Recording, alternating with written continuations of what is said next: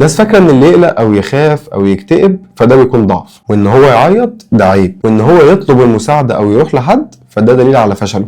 اهلا بحضراتكم في اولى حلقات بودكاست النفساني، مساحة بنتكلم فيها عن النفس الانسانية، بنسأل نفسنا ليه بنحس بده وليه بنفكر كده. بودكاست بيجمع بين العلم والتجربة والانسان. انا خالد عبد المنعم، وده اول حلقات بودكاست النفساني.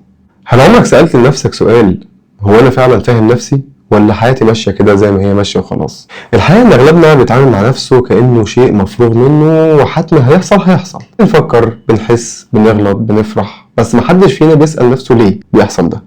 وهنا يبدأ مفهوم الوعي النفسي. الوعي النفسي مش عبارة عن رفاهية ولا هو كلام تنمية بشرية.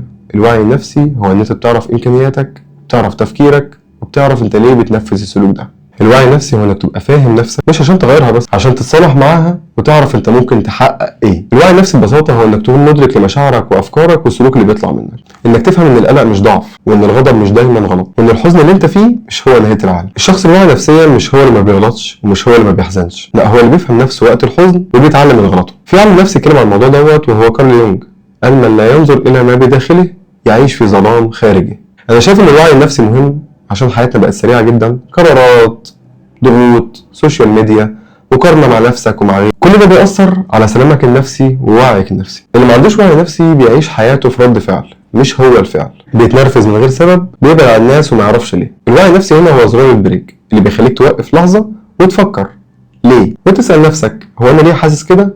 هو أنا أصلا محتاج إيه؟ طريقة إنك تكون واعي بنفسك، أولا اسمع نفسك قبل ما ترد. لما حد ضايقك جرب اسأل نفسك هو أنا متضايق منه ولا من الموقف ولا أنا حاسس بنقص في حاجة معينة. اكتب مشاعرك، دايما الكتابة بتسهل انك تعرف توصل لمشاعرك، لان الكتابة هي مراية النفس. اسأل واستشير، هي مش عيب انك تروح لطبيب او مرشد نفسي او حتى تسأل حد من صحابك، بالعكس بقوة. لو عرفت تحدد مشكلتك اقرا في كتب النفس، اقرا في كتب التنمية البشرية، حاول تعرف مشكلتك وابعادها وازاي تقدر تحلها، ولو الحل ارتحت فيه كمل عليه، لان الفهم بيحررك من اي مشاعر غلط انت ممكن تحس بيها وتعيش جواها كوهم.